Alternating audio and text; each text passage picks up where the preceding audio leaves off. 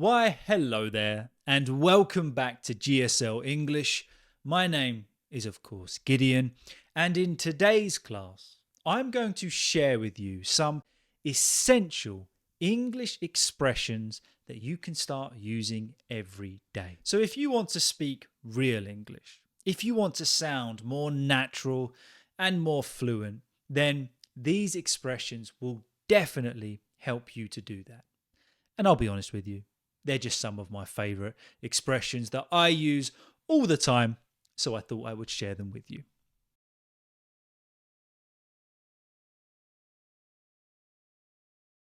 So as always, it's my pleasure to welcome you back to our class today. Thank you so much for joining. There's 5 expressions that we are going to look at.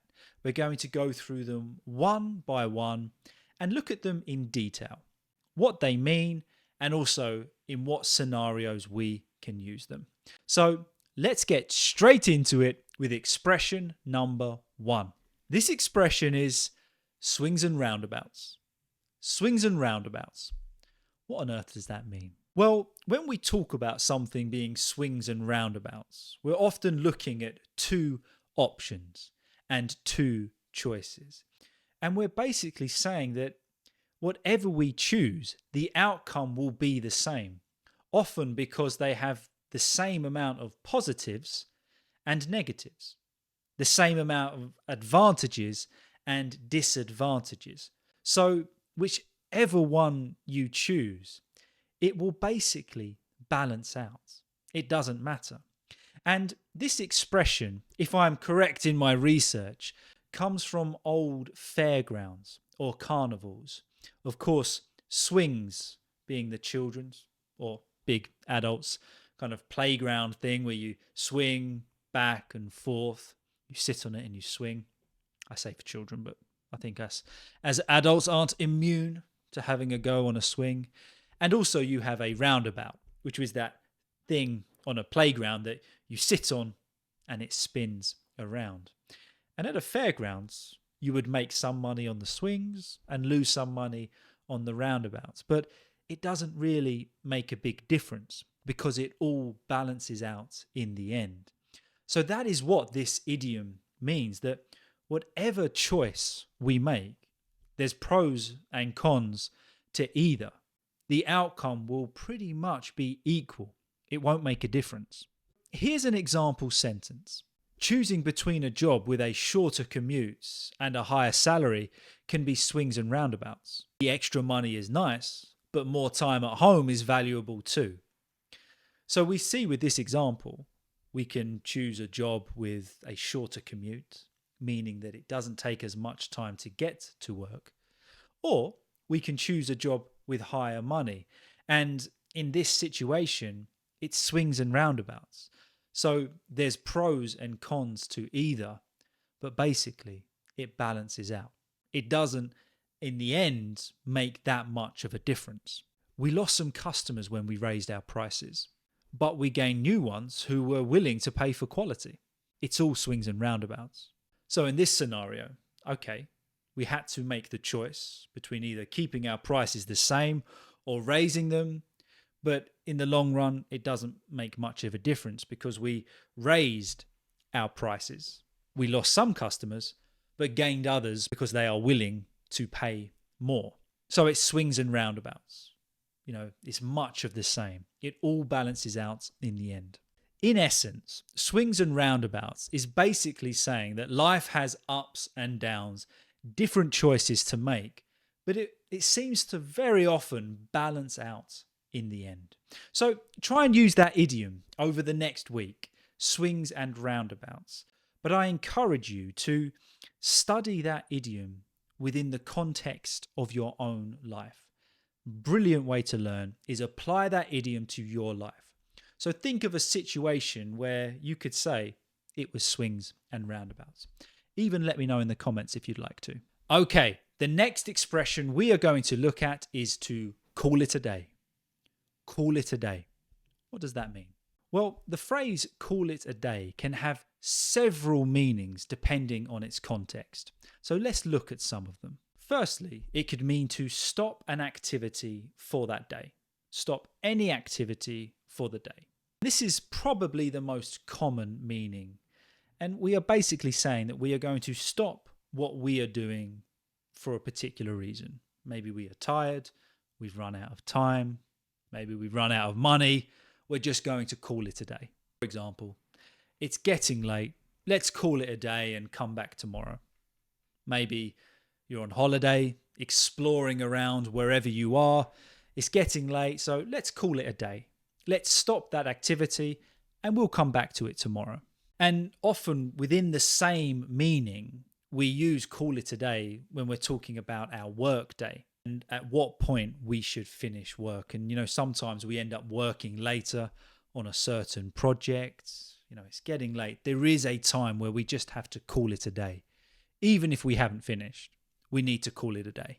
For example, it's 9 o'clock. It's time to call it a day. Maybe you've been working late. You've been working overtime.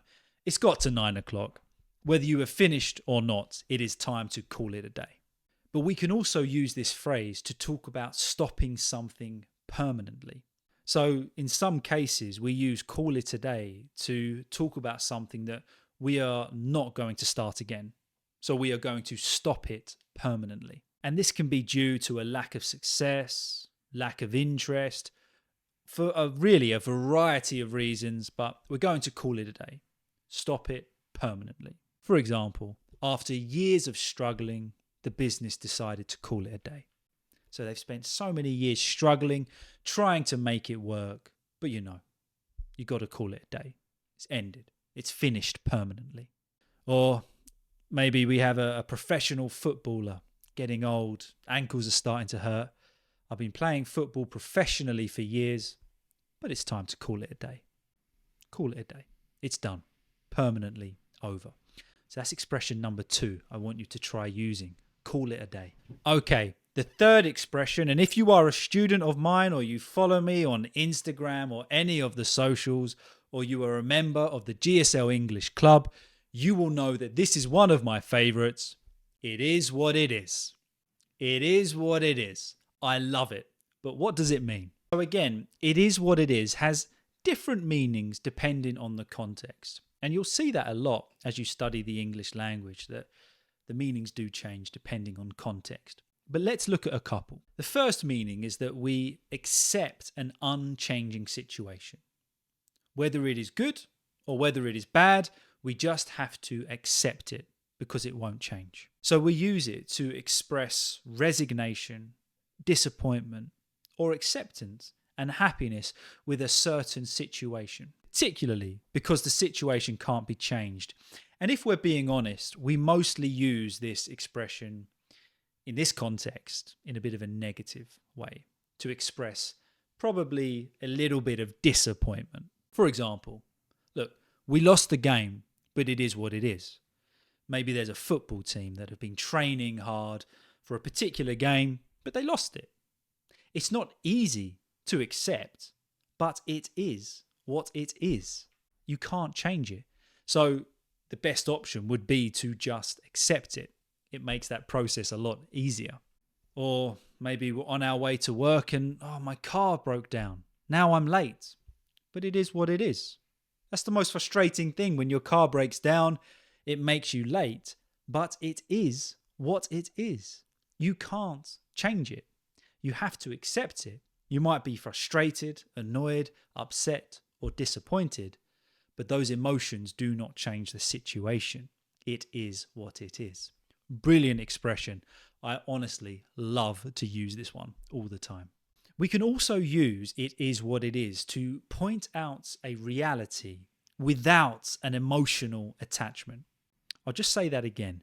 We can use it to point out a reality without an emotional attachment.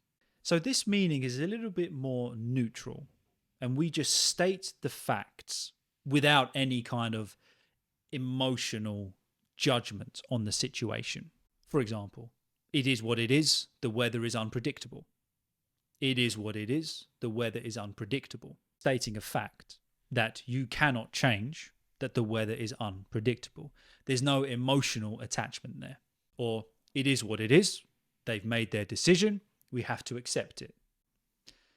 You can sense even with the tone of my voice that we're using it to state a fact, that you cannot change it. So you see in the context, we can use it with a bit of emotion, sense a bit of frustration, disappointment, but we're trying to accept it.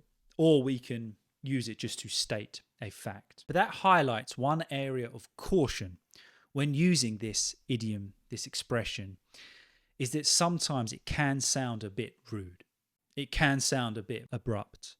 Maybe somebody comes to us with a problem and you just said, oh yeah, but it is what it is. It's almost like you're just taking their problem, screwing it up and throwing it away. No, just accept it. It is what it is. So it needs to be used tenderly. It needs to be used in the right context. Unless you want to come across rude and to the point, then it's fantastic. Okay, expression number 4 is to reach a dead end. To reach a dead end. Now, the term dead end has 2 meanings. One literal and the other figurative. Let's look at them. Literally, a dead end is a stop in the route or the path that we are going. There is no further option. We cannot travel any further. Imagine driving across a quiet road, then there's a wall. It's a dead end. You cannot go any further, physically, literally. So that is the first meaning. As an example, the alleyway turned out to be a dead end, so we headed back. The alleyway turned out to be a dead end, meaning that you could not travel down that alleyway any further, so you turned back. You can use it when we're driving. Maybe there's a dead end road, or we can't go any further. We've hit a dead end. We cannot proceed. Figuratively, and this is where I like to use it, dead end can refer to a situation that cannot proceed any further. It cannot be pursued anymore. Maybe it's a career path that isn't going to lead anywhere. We've chosen a career and we've reached a dead end. It's not going any further. Or maybe a relationship. It's just naturally reached a dead end. We're not going to go any further. It's not going to proceed anymore. As an example, I felt like I'd hit a dead end in my job. So I decided to change. My job wasn't taking me any further. I'd hit a dead end, a brick wall. Or another one in business, the negotiations have reached a dead end. So we need to stop. The negotiations have reached a dead end. So we need to stop. Meaning that those negotiations are not proceeding anymore. Dead end. Brick wall, so to speak. So you can't go any further. That's the 4th expression. Dead end. Okay, the 5th and final one that we are going to end on. I don't know why I put 5 fingers up. 10. You can see why I teach English and not math. The 5th and final expression that we are going to look at is a nice positive one. And that is, it's made my day. It's made my day. Made my day. Funny words to put together, but let's see what they mean. The phrase made my day is an idiom that basically is used to express that something or a particular situation, maybe something someone has done, has just made you feel really good. It's a really positive thing that has made you extremely happy. Let's look at some examples. Finding that parking spot in front of the shop really made my day. Okay, simple example. Finding that parking spot in front of the shop really made my day. Now let's just set the scene. You've been driving around for ages. It's chucking it down outside and you're trying to find a parking spot.